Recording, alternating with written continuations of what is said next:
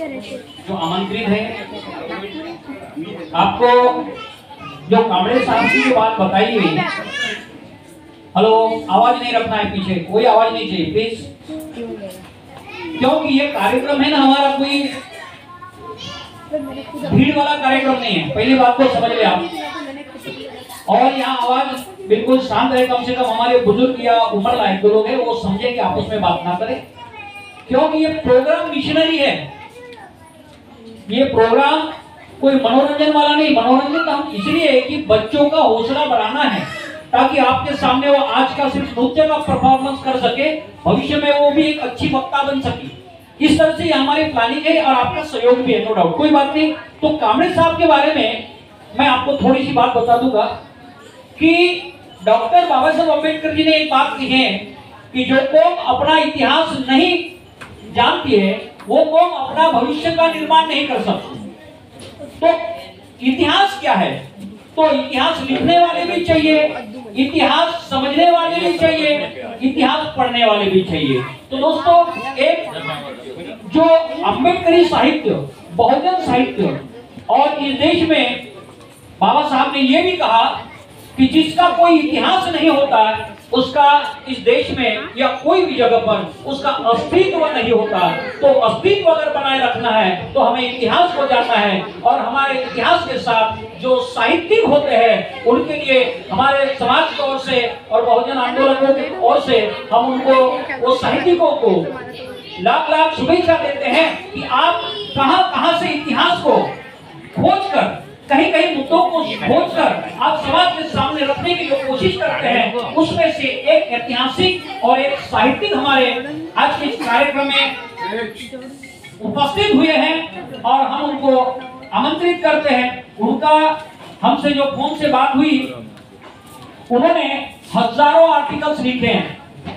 Article तो लिखते हैं कुछ लोग अपनी पहचान बनाने के लिए, कुछ लोग आर्टिकल इसलिए लिखते हैं कि लोगों ने हमारी तारीफ करनी चाहिए ताकि मैं लोगों के सामने हीरो बन जाऊं। मगर कामड़े साहब ने हमको जो बताया कि मैंने जो आर्टिकल हजारों लिखे हैं और वो हजारों आर्टिकल लोग पढ़ रहे हैं, और उन्होंने यहाँ आने तक का एक सफर उन्होंने नागपुर से औरंगाबाद, जहाँ की वो अहमदाबाद डायरेक्ट आ सकते हैं, मगर इस कार्यक्रम में शामिल होने के साथ नागपुर से औरंगाबाद गए और औरंगाबाद से ये अहमदाबाद है।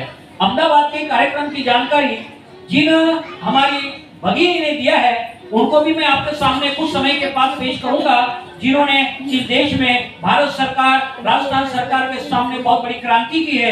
अगर आप उनको जानना चाहते हैं, उनके इतिहास और उनके क्रांति के बारे में, उनको भी हम आपके सामने पेश करेंगे। तो मैं आज के जो साहित्यिक है, हम कामड़े साहब को आमंत्रित करते हैं कि सर आप अपना साहित्यिक जो भी आपका सफर रहा जल्द से जल्द हमारे लोगों के सामने आप पेश करेंगे, और कामड़े साहब को मैं आमंत्रित करता हूँ। जय भीम। इतना ठंडा हमारा, अरे साहित्य की बात है, मैं आवाज लगाता हूँ, आप अभिप्राय दीजिएगा। जय भीम। ठीक है, थैंक यू, वेलकम कामड़े साहब।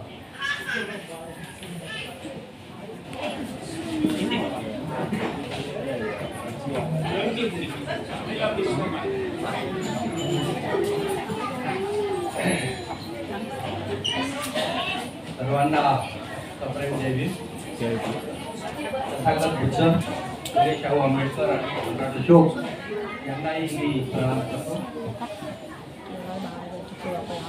आणि जे माझ्याबद्दल काही बोलले गेले आहे ते फक्त मी बाबासाहेबांचे विचार आणि तथागत बुद्धांची मूळ शिकवण ही आपल्यापर्यंत पोहोचावी याच उद्देशाने माझे लिखाण काम असते, आणि ही चळवळ चालत राहिली पाहिजे हाच उद्देश आहे। आणि आज तुमचा जो इव्हेंट पाहायला मिळतो, आज मला खूप आनंद झाला की लहान मुलांना उत्स्फूर्त असं कार्यक्रमासाठी तयार करणे आनंद झाला मला या गोष्टीचा। गोष्ट बाबासाहेबांचे विचार जर आपल्याला पेरायचे असतील तर आपल्याला एकच म्हणता येईल की ज्या व्यक्तीला राग येत नाही किंवा चीड येत नाही, बाबासाहेबांचं वाक्य खूप सुंदर आहे की ज्या व्यक्तीला संघर्षासाठी आणि चळवळीसाठी त्यांना राग किंवा चीड येत नाही, तो व्यक्ती नपुसक सारखा समजावा, हे डॉक्टर बाबासाहेब आंबेडकरांनी आपल्या चळवळीसाठी ते वाक्य वापरलं होतं. आणि युक्तिवादही केला पाहिजे आणि चर्चाही झाली पाहिजे, हा त्यांचा खरा उद्देश होता. आणि त्याच उद्देशातून मी माझं संघर्षातील जे लिखाण आहे ते मी लिहिण्याचा मी प्रयत्न करत असतो. मला इथे आमंत्रित केलं आणि 2 शब्द बोलण्याची संधी दिली, त्याबद्दल मी सर्वांचे आभार मानतो. आणि विशेष करून ताकसांडे सर आणि गायकवाड सरांनी आमचा मान सन्मान भरपूर प्रमाणात केला, त्याबद्दलही मी त्यांचे आभार मानतो. सर्वांना सुप्रेम जय भीम. बहुत बहुत कामरे साहब, क्योंकि आपको इस बात से फैमिली, इसलिए उनके लिए तालियां हो जाए। हम डॉक्टर हीरे और उनके परिवार के लिए मंगल कामनाएं करते हैं कि ऐसे आपका सहयोग रहे और ऐसे कार्यक्रम को बनाने का मौका हमें मिले। हमारी बहन से भी सुनना चाहेंगे थोड़ी बात, क्योंकि यहाँ तक वो आए हैं।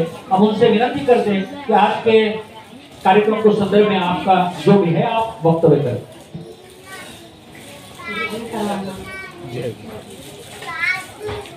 सरांचा फोन मला 1 महिन्यापूर्वी आला होता. काही आमच्या गावामध्ये कार्यक्रम आहे म्हणजे तुम्ही येताल का? मी त्यांना विचारलं तर सर तुम्हाला माझा नंबर कसा मिळाला? मी तर टाकला नाही, व्हॉट्सअप फेसबुक कशालाच टाकलेला नाही. म्हणजे तुमचा नंबर भेटलाय ताई मला. पण म्हटलं आम्ही एवढ्या लांब कसं यावा, तुमची आमची ओळख नाही, मला काहीतरी असं कळायला मार्गच नाही म्हटलं. पण तरी मी ह्या कार्यक्रमाला त्यांच्यावर विश्वास ठेवून आपले माणसं म्हणून इथपर्यंत आलेले आहे. आणि त्यांना मी आधीच बोलले होते तर सर मला तिकडचं काही माहिती नाही आहे, पण तरी मी तुमच्या शब्दाला मान देऊन मी इथं येते. पण एक नागपूरचे आपले कांबळे सर म्हणून आहेत, त्यांना मी कल्पना दिली का मला अहमदाबादून फोन आलेला आहे. कारण बरेचशा ठिकाणी मला बरेचशे राज्यामध्ये फोन येतात, पण मी टाळटाळ करते, कारण हे कामच तसं झालेलं आहे. त्याच्यामुळे कोणावर विश्वास ठेवा हे प्रश्न आहे. पण आपला माणूस लगेच ओळखला जातो आणि मी लगेच त्यांना ओळखून घेते का हा आपला माणूस आहे म्हणून. बरं, आता दुसरी गोष्ट अशी झाली का त्यांना म्हणलं तुम्हाला माझा नंबर कसा मिळाला? मिळाला नाही काही, मिळाला नाही. म्हणलं ठीक आहे, कारण सर मी तुमच्या कार्यक्रमाला येऊन जाईल. मग नक्की येतात का? मला नक्की येणार आहे, मी नक्की येईल म्हटलं मी. मग ते म्हणे ठीक आहे तुम्ही या म्हणे, आम्ही येतो म्हणे. पण तुम्ही असं किती केलं तर मी एका महिलेच्या घरी भांडे काम करते मी, आता बी करते. ती महिला होती मनुवादी आणि 2018 मध्ये आपलं संविधान दिल्लीमध्ये जायला होतं. मी आलं नाही, मला वाचता लिहिता येत नाही, पण तरी मला संविधान कळालं. कारण ती महिला म्हटली तर म्हणे आपलं संविधान म्हणजे तुमचं संविधान करते म्हणे दिल्लीमध्ये. तर मी तिला हा प्रश्न केला तर म्हटलं माझं तुझं करायचं नाही, तुझे साहेब प्लेसमेंट अधिकारी आहेत, ते संविधानावर जगतात का वनस्पतीवर जगतात? तिचे माझे तिथं वाद झाले आणि मी तिचे भांडे विकून निघून आले तिथनं. आणि मग एक आमचे ओळखीचे होते मुलगा योगेश साळवे म्हणून, मी त्यांना विचारलं तर योगेश साळवे आपल्याला जायचंय म्हटलं, एका गोष्टीमुळे जाणं आहे म्हटलं. तर म्हणजे कुठं जायचं ताई? मला जायचंय. मी काही त्याला कल्पना दिली नाही. माझ्या घरी पण मी सांगितलेलं नव्हतं तर मी कुठं चालले म्हणून. मी एका महिन्याकडनं 20,000 रुपये यादाने काढले आणि शिलाताईला सोबत घेऊन विजयपूर गाठले. आणि ते पुतळा कसं शोधला आपण मी मोबाईलवर, पुऱ्या राज्याचे नावं टाक म्हटलं. पुऱ्या राज्याचे नावं टाकल्यावर समजलं आपल्याला हा मनू कुठं आहे. तर हा मनू मला न्यायला समजला हायकोर्टामध्ये. आम्ही हायकोर्टामध्ये आम्ही 3 महिन्यापासून मी काम कमी केलं पण मनूला शोधणं जास्त केलं. मराठी समजते ना मला, कसं माहिती का, मला जास्त हिंदी बोलता येणार नाही, पण मी माझे कडचे शब्द तुम्हाला सांगते. कारण मी त्याला शोधून काढलं, काम कमी केलं पण मी त्याला शोधलं. आणि मग त्या पुतळा मला समजला. मी हायकोर्टामध्ये आम्हाला पुतळा गेलो आणि इथून 3 दिवस लागले जायला. आम्ही लय खुशीत गेलो तिकडनं. पण येताना आमचे एवढे हाल झाले आम्हाला असं म्हटलं तर आम्ही सांगू शकत नाही आम्हाला किती वाढलं. माझ्या मुलीला काढ वगैरे केलं, आमच्यावर केस दाखल झाली. आम्हाला समजलं बिहारचं औरंगाबाद आहे वाटतं बिहारमध्ये, तिकडचे म्हणे, म्हटलं नाही आम्ही महाराष्ट्रातच म्हटलं, आम्ही पळून जाणारे नाही, आम्ही थांबणारे लोक आहोत म्हटलं, इथं आम्ही पळत जाणार नाही. मग आमच्यावर गुन्हा दाखल केला. गुन्हा बी काय करत होते ते देशद्रोहाचा गुन्हा दाखल केला. म्हटलं नाही आम्ही आंबेडकरवादी, हा आम्हाला हाच गुन्हा पाहिजे म्हटलं.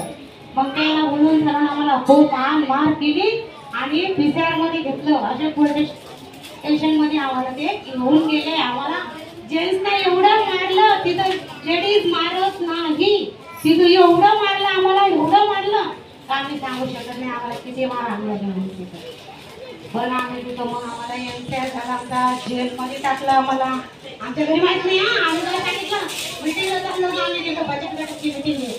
पण आमच्या घरचे पण म्हटलं की एवढं काम कशी मिटिंग आहे म्हटलं ठेवलेली तिथं सरांना, म्हणून आम्ही घरी पण सांगून नाही गेलो. जर घरी सांगितलं असतं तर हे काम झालं नसतं, म्हणजे केलंच नसतं कोणी. मग आम्ही खूप घेत 8 दिवस आम्ही ह्याच्यात राहिलो अजमेरमध्ये. कुठून आले ना जेलमधून पहिली बाबूलाल म्हणून वकील येत असले आणि आपल्या समाजाचे आहेत, त्यांना आम्हाला अजूनही सहकार्य करतात. 5 वर्ष झाले केसला मी आतापर्यंत गेली नाही, पण आता पुढच्या महिन्यामध्ये मला हेडला जायचंय. मला एवढंच चुकतंय करायचंय का समाज. तुम्ही काय संदेश देणार यांना? मदत करावा. यांना काय संदेश देणार? यांना अशी संदेश देते की यांना पाठीशी माझ्या उभा राहावा, महिलांना सक्षम बनावा.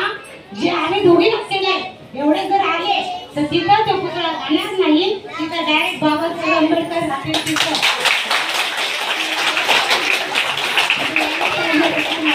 आपण जायला पाहिजे तिथं. जसं आपण भीमा कोपरे गावाला जसं 1 तारखेला उत्सवाला जातो, तसं आपण सगळे जर तिथे गेले तर मनोर राहील का तिथं? नाही करणार. मग आपण 1 दिवस आता ठरवू आणि तो पुतळा काढण्यासाठी आपण तिथं जाऊ. माझे 2 शब्द बोलते आणि संपत्तीचे जय महाराष्ट्र.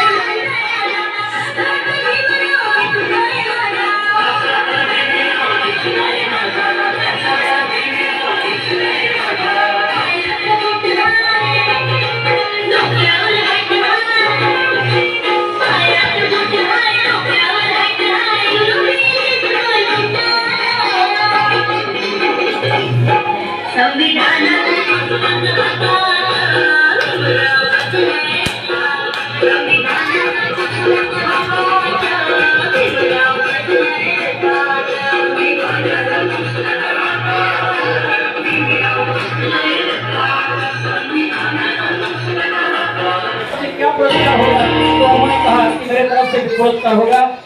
मेवाड़ा साहब की ओर से 5-5 हजार रुपए का पुरस्कार दिया जा रहा है। मेवाड़ा साहब के लिए भी तालियों की गड़गड़ाहट से हम उनका स्वागत करते हैं। वेलकम मेवाड़ा साहब।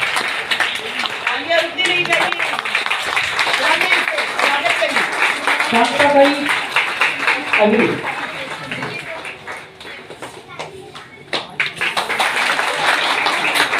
शीला कई पवार। ये होता है क्रांतिकारियों की सम्मान की प्रक्रिया। ऐसे क्रांतिकारी सभी जगह नहीं होते हैं। अब हमारे पास एक महाराष्ट्र से, अहमदाबाद से और एक दूसरे क्रांतिकारी हैं। बहुत अच्छा। अब एक है, हमें मालूम नहीं होगा, जिसने 6 साल से कोर्ट के धक्के खा रहे एट्रोसिटी एक्ट के संदर्भ में जिसने एक रात जेल काटा है। जब भारत को उसका असली निर्माता मिला, डॉक्टर बाबा साहेब अम्बेडकर सिर्फ संविधान निर्माता नहीं थे, वो आवाज थे उन करोड़ों लोगों की जिन्हें समाज ने दबाया। उन्होंने खुद भेदभाव सहा, स्कूल में पानी पीने नहीं दिया गया, उनको क्लास में पीछे बिठाया गया, लेकिन उन्होंने बदला नहीं लिया बल्कि बदलाव लाया, कलम से, कानून से और क्रांति से। उनकी पत्नी रमाबाई ने अकेलेपन और गरीबी में दिन बिताए ताकि बाबा साहेब सबके लिए न्याय का रास्ता बना सके। बाबा साहेब ने कहा था, शिक्षित बनो, संगठित रहो और संघर्ष करो। आज हमें वही मंत्र की जरूरत है। हम अलग अलग भाषा। त्यांनी सामाजिक लोकशाहीचे स्वप्न पाहिले आणि ते स्वप्न डॉक्टर बाबासाहेब आंबेडकरांनी आपल्या संविधानाच्या स्वरूपात स्वप्न पाहिले आणि ते सामाजिक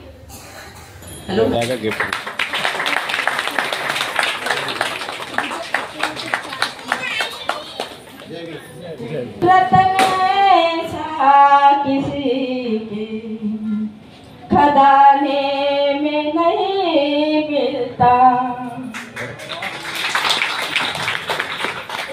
भीम गरीबों का है सहारा, भीम गरीबों का है सहारा, दलितों का भगवान भी है, भीम गरीबों का है सहारा, दलितों का भगवान भी है, भीम गरीबों का है सहारा, दलितों का भगवान भी है। विश्व को शांति, करुणा, प्रेम, मैत्री का संदेश देने वाले तथागत गौतम बुद्ध के चरणों में मेरा वंदन करता हूँ। दुनिया में कई सम्राट हुए, मगर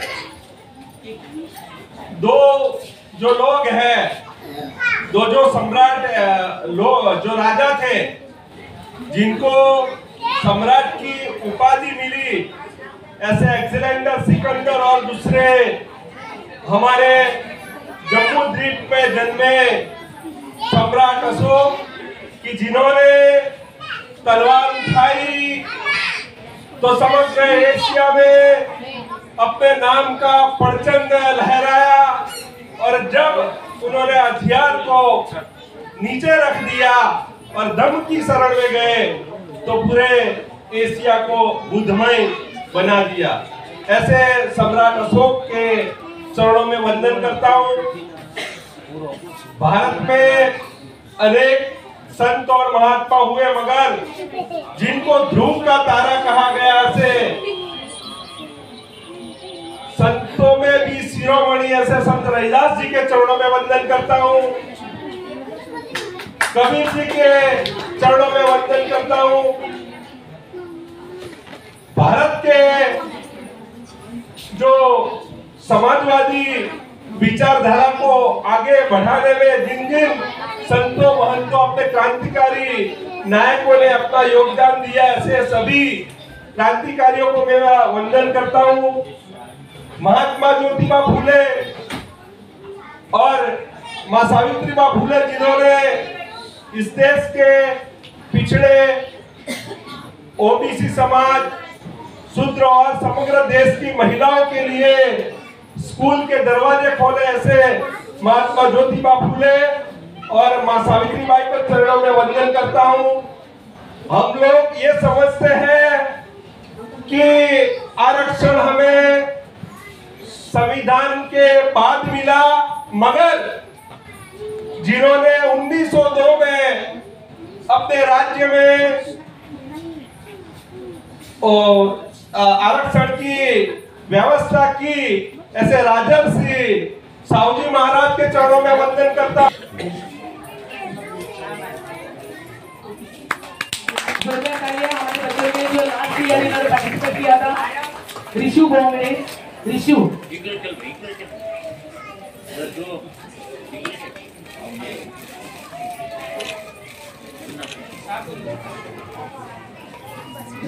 चलो यहाँ पर फोटो लीजिएगा। उसके बाद दीक्षा काकसांडे, अनुष्का काकसांडे, मैं फटाफट इसका नेम ले रही हूँ, आपको यहाँ पर साइड में खड़े हो जाइए। अनुष्का काकसांडे, हमारी दीक्षा काकसांडे, समिधा वानखड़े, एंजल डांगे, टीशा गाड़ेराव, साइड में खड़े रहिए प्लीज।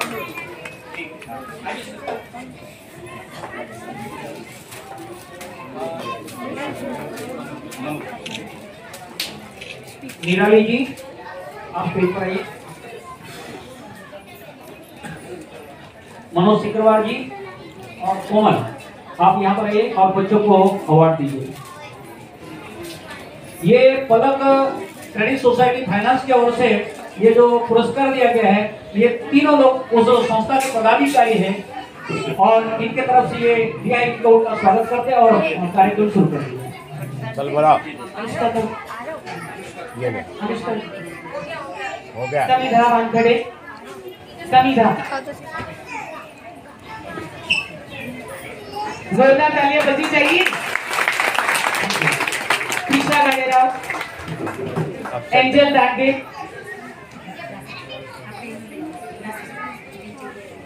टीशा गाड़ेराव, एंजल डांगे, मनोरेखा जी, नाइक रक्षित, चलो Trinal Wankhede, Khushi Khandare, Manvi Joshi, Hitanshi Joshi, please come on.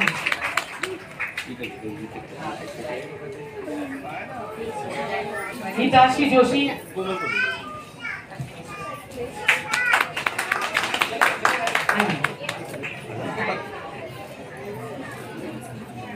एक तो यहाँ पर प्रेजेंट नहीं है।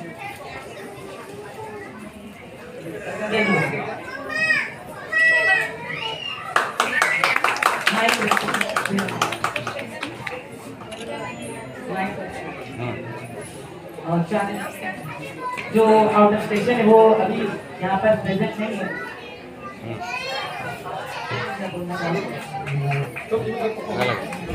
जोरदार तालियां, कैबिन की आवाज नहीं आनी।